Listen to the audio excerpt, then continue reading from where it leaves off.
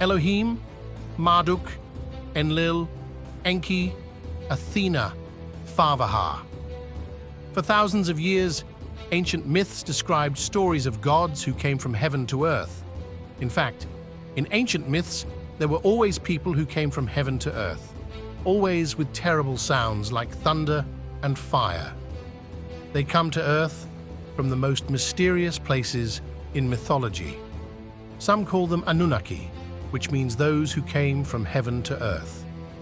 Mainly in these myths, whatever name we give them, it tells about the terrifying capabilities of these gods.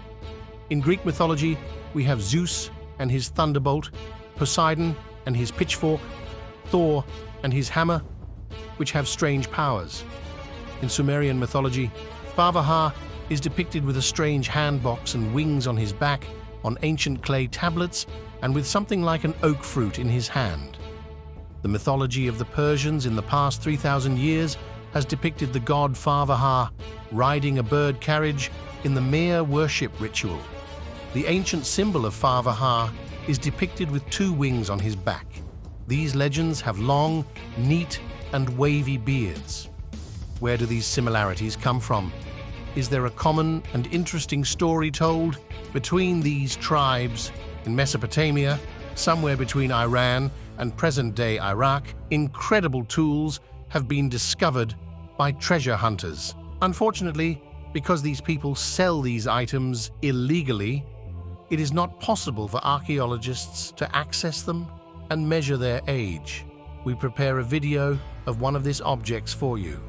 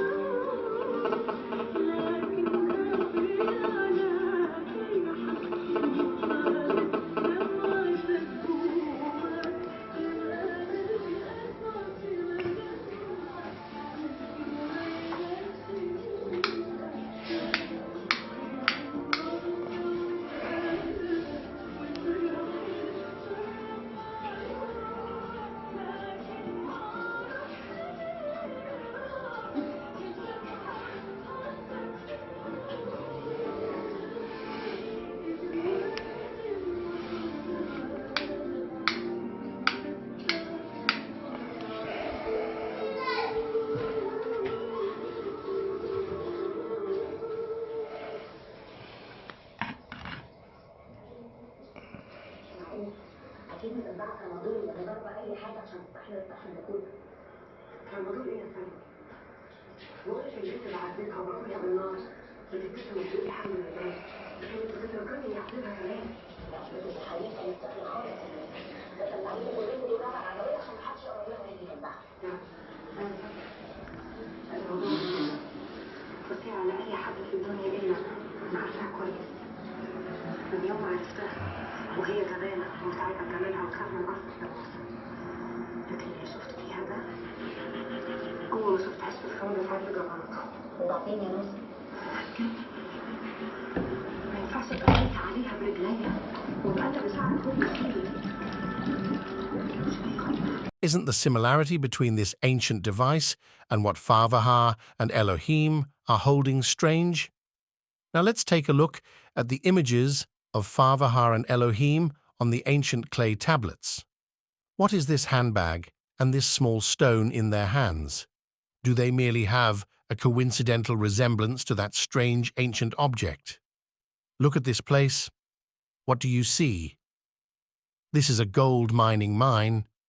At first, nothing strange is visible, but it is interesting to know that this gold mine has been mined for more than 200,000 years ago.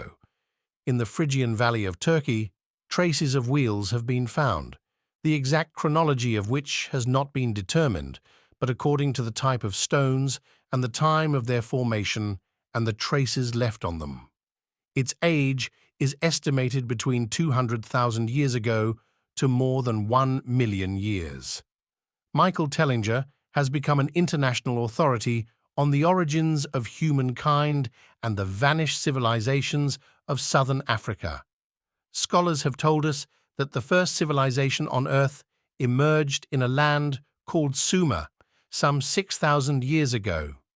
New archaeological and scientific discoveries made by Michael Tellinger, Johann Heine, and a team of leading scientists show that the Sumerians and even the Egyptians inherited all their knowledge from an earlier civilization that lived at the southern tip of Africa more than 200,000 years ago, mining gold in South Africa's ancient Anunnaki gold mines. When you start studying ancient human history and the origins of humankind, and we in South Africa see ourselves as the experts in the origins of humankind because we tell the whole world that we live in the cradle of humankind. And for those of you that have never been to South Africa, that's all you see everywhere you go, cradle of humankind, cradle of humankind. But what they do is they cause a lot of confusion with these signs because they take you off to the wrong places. They take you off to Sterkfontein Caves and to this wonderful sort of Disney world of cradle of humankind called Maropeng. It's beautifully put together, but they do cause a lot of confusion because they start showing you what is still regarded as the theory of evolution, and they sell it to you as fact. And I have a bit of a problem with that. But anyway, that's another presentation for another day. So when you start studying the origins of humankind and ancient human history and ancient civilizations, I'm sure many of you will be aware of this. It doesn't take long before you realize that something doesn't quite fit, and some large pieces of the puzzle are missing. And you've got to go outside of the establishment and the textbooks.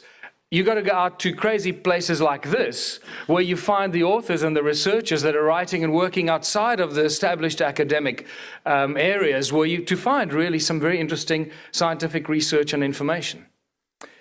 And it's really on that basis that many scholars and authors have been writing for decades, actually hundreds of years, and in fact, when you go a lot further back in time, for thousands of years, scholars and writers have been writing about this first and ancient civilization of humans that lived at the bottom tip of Africa, the southern tip of Africa. But all of this has been written about from extracts of ancient texts and scripts and Sumerian tablets and this and that and folklore, but very little physical evidence has ever been presented.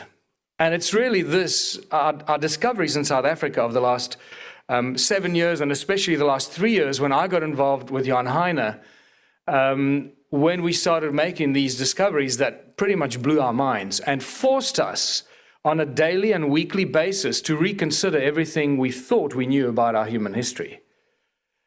The last email, for example, I got from Professor Paul Van Ward from Harvard University, who sent me his amazing book, God's Genes and Consciousness, who writes extensively about this first civilization of advanced beings who lived at the southern tip of Africa. And so it goes, just to mention one. But what we do know is that the Sumerian tablets keep telling us some of these very important things. And it's up to us to decide if we're going to believe it or not. Now, I have no doubt whatsoever that the ancient civilizations had a lot better things to do than to sit and try and write down a bunch of bull to try and confuse future generations about what it is that they knew.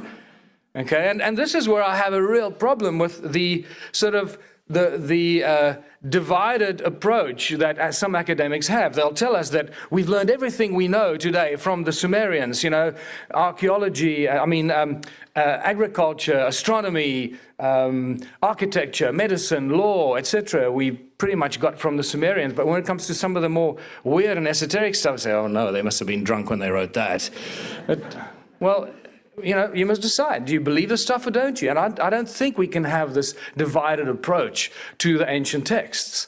And these tablets tell us very clearly what was going on in ancient times, where the first people lived, what they did, why they did it, who created them, where did they come from, and all these things. And it suddenly paints a completely different picture from what we find in our textbooks.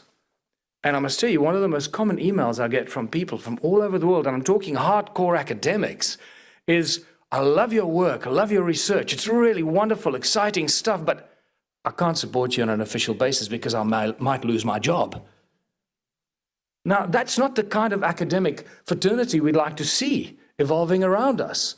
And I hope that as this information comes out, people start looking at this, especially from the academic world, with a more serious approach, because it definitely deserves that. Just to show you two beautiful examples of Sumerian tablets. The one on the left is a Sumerian tablet, one of the kings list that's been found, and this one talks about a time period of 212,000 years. It names the kings that ruled for eight kings that ruled before the flood over a period of 212,000 years. Now, these are periods that our archaeologists and historians just do not want to deal with.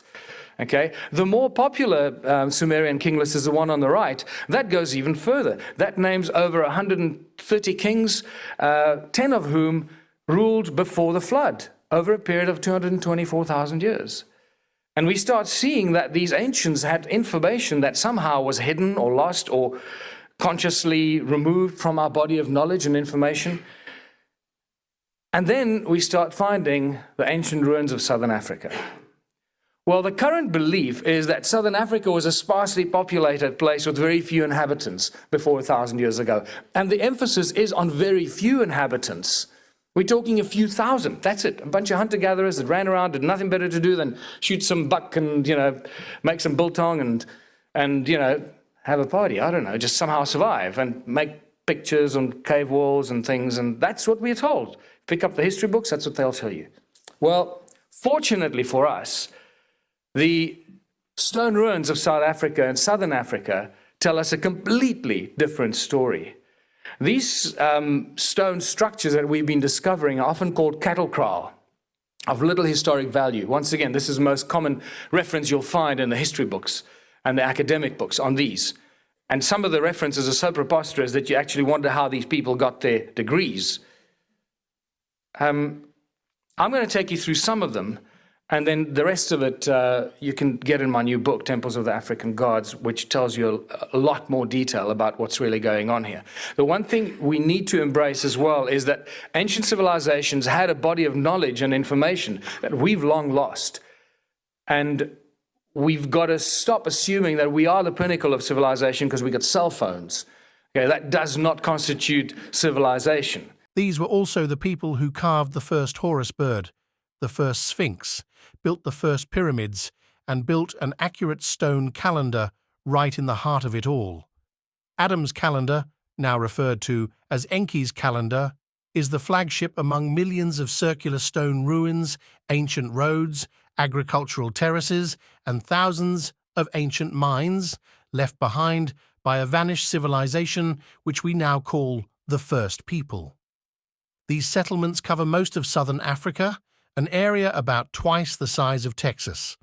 They carved detailed images into the hardest rock, worshipped the sun, and were the first to carve an image of the Egyptian Ankh, key of life and universal knowledge. 200,000 years before the Egyptians came to light? There is no possibility that humans could mine 200,000 years ago. In the best case, Homo sapiens species is about 200,000 years old, and in those years, in the beginning of its life, it was not even possible to speak until 50,000 years later, let alone have such advanced science that they can mine in these dimensions. What truth have they not told us? Don't miss the next snake video. I hope you enjoyed this video. Remember to subscribe to channel for more videos.